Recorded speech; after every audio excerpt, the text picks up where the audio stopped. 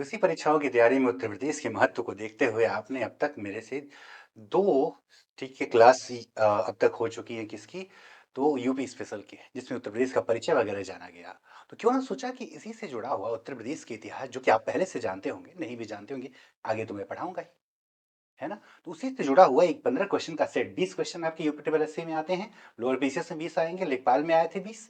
तो 15 क्वेश्चन का एक सेट जरा देख लेते हैं जो किससे जुड़ा हो, उत्तर प्रदेश के से इतिहास से जुड़ा। वैसे इतिहास में भी पढ़ा होगा आपने, चलिए जरा देखा जाए।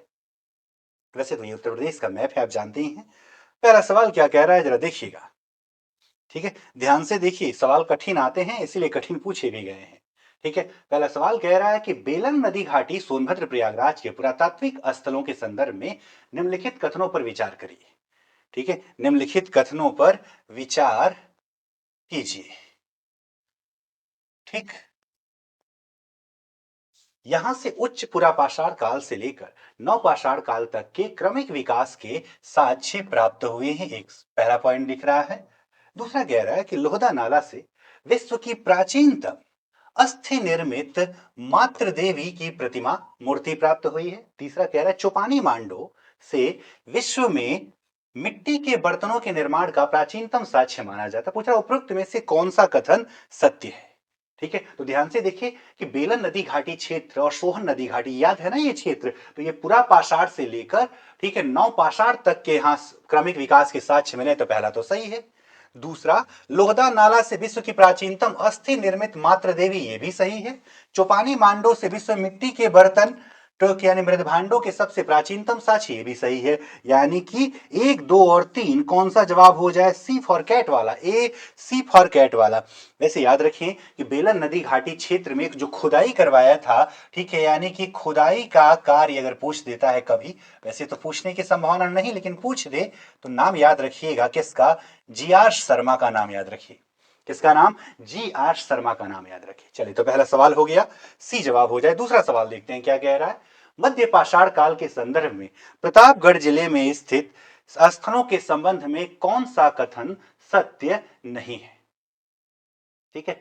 सराय नाहर राय युद्ध में हत्या का प्राचीनतम साक्ष्य, मानव कंकाल के सिर में धसी तीर, मानव कंकाल के सिर में धसी तीर का अग्रभाग, ठीक है, अभी मैंने आपको पढ़ाया था, ठीक है, पूरा पाषाण, ठीक है, तब वहां मैंने आपको ये बताया था, धसी तीर का अग्रभाग। दूसरा कह रहा है, ठीक है, महदहा स्त्री पुरुष के युगल सावधान और हड्डी के आभूषण, दमदमा से एक ही कब्र में 3 मानव कंकाल, सराय नाहर राय से यहां से गर्त चूल्हे के साक्ष्य नहीं मिले हैं। तो भैया, ठीक है, पूछ रहा है कौन सा मिलान सही नहीं है, तो कौन सा आपको पता ही है, डी सही है। डी जो है सही नहीं है क्योंकि यहां से, ठीक है, 8 गर्त चूल्हों के साक्ष्य मिले हैं, तो जवाब हो जाए डी फॉर डॉग वाला ऑप्शन। चलिए, तीसरा प्रश्न देखिएगा। वैदिक काल और महाजनपद काल के संक्रमण में के संदर्भ में उत्तर प्रदेश का कौन सा स्थल लौह प्रौद्योगिकी के प्राचीनतम साक्ष्य के रूप में जाना जाता है, ठीक है। कौन सा स्थल जो है, ठीक है, लौह प्रौद्योगिकी का प्राचीनतम साक्ष्य, वैसे तो पता होगा, एटा जिला का अतरंजी खेड़ा। जवाब 1000 बीसी में, 1000 बीसी में कहां से, एटा जिला के अतरंजी खेड़ा से लोहे की खोज, जहां से हम मानते हैं कि लोहे की यहीं से, ठीक है, काल की शुरुआत होती है। वैसे हस्तिनापुर और कौशांबी से भी लोहे के साक्ष्य मिले हैं लेकिन सबसे पहले अतरंजी खेड़ा से मिले थे। अगला प्रश्न देखते हैं क्या कह रहा है, ठीक है, चौथा नंबर। महाजनपद काल में उत्तर प्रदेश में स्थित महाजनपदों और उनकी राजधानियों का कौन सा युग्म सुमेलित नहीं है, कुरु, इंद्रप्रस्थ, पांचाल, अहिछत्र, कांपल, वत्स, कौशांबी, चेदी, सुक्तिमती। पूछ रहा है कौन सा इसमें सुमेलित नहीं है, तो सभी के सभी सुमेलित हैं। कुरु का इंद्रप्रस्थ पता ही है, पांचाल का, ठीक है, छत्र कांपिल्य, ठीक है, वत्स, कौशांबी, चेदी, सुक्तिमती, सब सही है, तो उपयुक्त में से कोई नहीं। अगला प्रश्न देखिए, 5 नंबर। मल्ल महाजनपद के संदर्भ में निम्नलिखित कथनों पर विचार करिए। यह एक गणतांत्रिक महाजनपद था जो 2 भागों में बटा हुआ था। क्या कह रहा है कि यह एक गणतांत्रिक, ठीक है, महाजनपद था जो कि 2 भागों में बटा था, ठीक, ठीक है, बात सही है। एक पावा और एक क्या नाम है, कुशीनारा, आप जानते ही हैं। इसकी एक शाखा की राजधानी को, अच्छा लिखा भी तो है, कुशीनारा, दूसरी की पावा थी, ये भी ठीक है। महात्मा बुद्ध को महापरिनिर्वाण कुशीनारा के मल्लों के राज्य में और महावीर स्वामी को पावा के मल्लों के राज्य में, ये भी ठीक है। यानी 1, 2 और 3, कौन सा जवाब? डी फॉर डॉग वाला। अगला प्रश्न देखते हैं।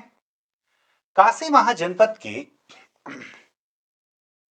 काशी महाजनपद के संदर्भ में निम्नलिखित में से कौन सा कथन असत्य है? निम्नलिखित में से कौन सा कथन असत्य है? अथर्ववेद में काशी का सर्वप्रथम उल्लेख मिलता है।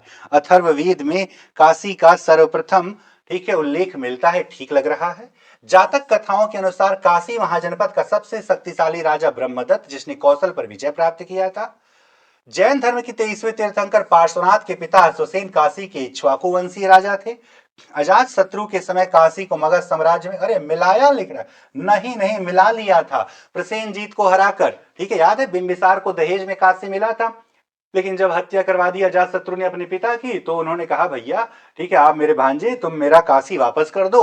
तो उसने कहा मामा श्री काशी वापस नहीं मिलेगा, इसलिए जो है युद्ध हुआ जिसमें अजात शत्रु की विजय होगी। तो यहाँ डी वाला जवाब हो जाएगा। 7 नंबर, कौशांबी के ऐतिहासिक और धार्मिक महत्व के संदर्भ में निम्नलिखित कथनों में से कौन सा कथन जो है, ठीक है, सही है, पूछ रहा है।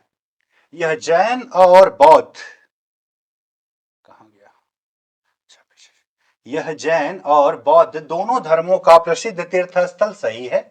यहां के प्रसिद्ध घोषिताराम विहार का निर्माण वत्स नरेश उदयन ने, ठीक है।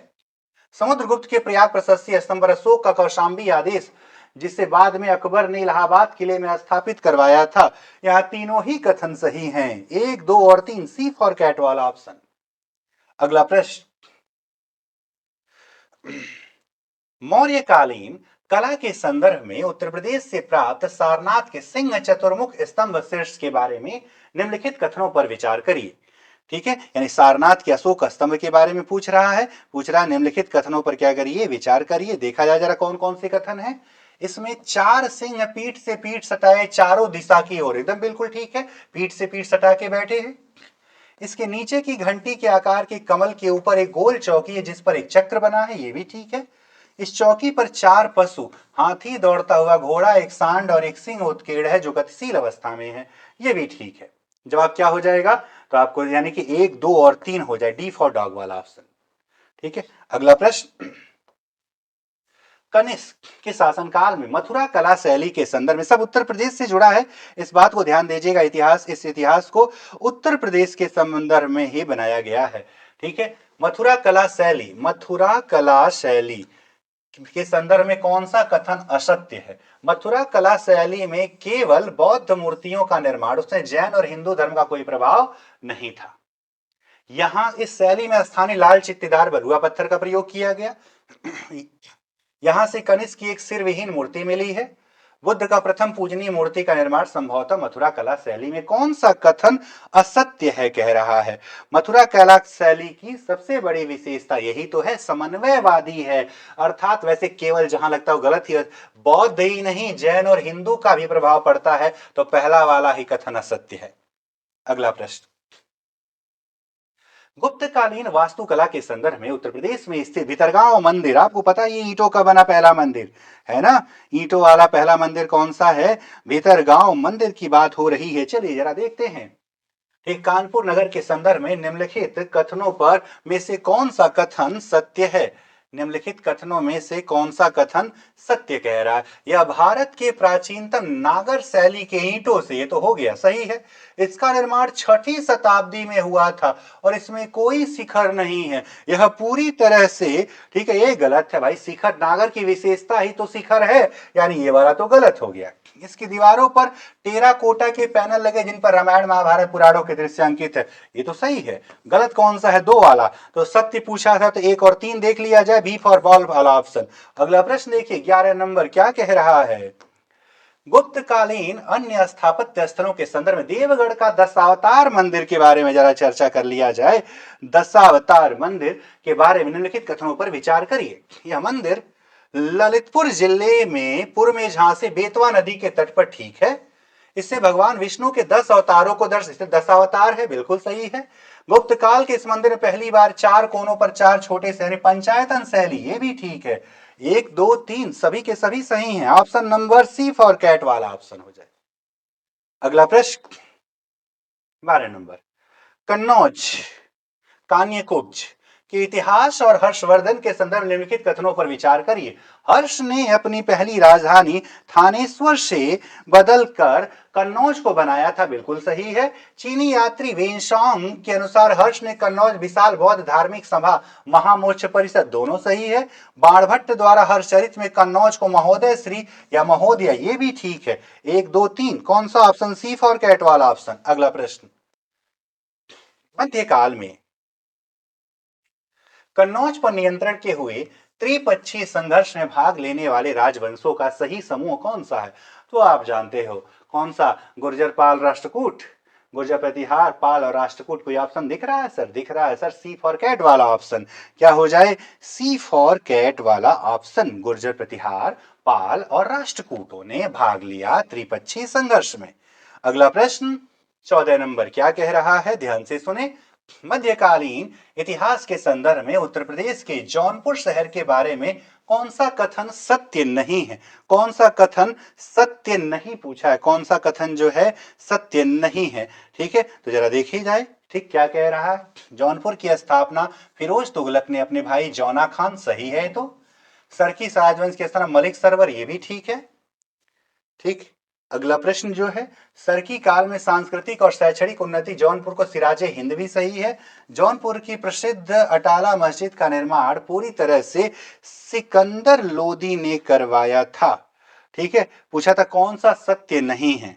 ठीक, तो ये तो गलत है, इब्राहिम शाह सरकी ने करवाया था, न कि जो है, ठीक है, ठीक, सिकंदर लोदी ने। किसने?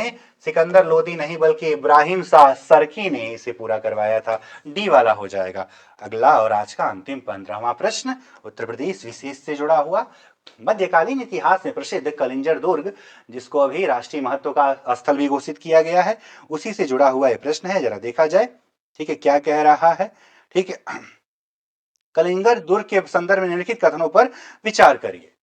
यह चंदेल शासकों के अधीन एक अभेद्य दुर्ग था, बहुत मजबूत था। इसी का युद्ध करते समय शेरशाह की मृत्यु, अच्छा लिखा भी आगे। 1545 में इसी दुर्ग के घेरे के दौरान एक उक्का नामक तोप का गोला फटने शेरशाह की मृत्यु, ठीक है। 1569 में राजा रामचंद्र ने यह किला जीतकर अपने साम्राज्य में लाई, ये भी ठीक है। 1 2 3 कौन सा ऑप्शन दिखा? डी फॉर डॉग वाला ऑप्शन। ठीक है, तो ये आज के सेट के 15 सवाल जो उत्तर प्रदेश विशेष से जुड़े थे। इन प्रश्नों को देखिएगा, आपको लगेगा कि थोड़ा कठिन है, लेकिन ठीक है, सवाल ऐसे ही पूछे जा रहे हैं, तो ऐसे ही आपकी इस तैयारी को एक निश्चित स्वरूप मिलता रहेगा। जुड़िए उद्घोष एकेडमी से, उद्घोष कंपटीशन एकेडमी से, और अपनी तैयारी को निश्चित स्वरूप दीजिए। जुड़िए मनीष सर से। ठीक है, ऑफलाइन ऑनलाइन चाहे जिस रूप में जुड़ना चाहें आप जुड़ सकते हैं। ठीक है, इस सेशन में बस इतना ही, मिलते हैं अगले सेशन में कुछ और तथ्यों के साथ। आप सभी को बहुत बहुत धन्यवाद। आपका दिन शुभ हो।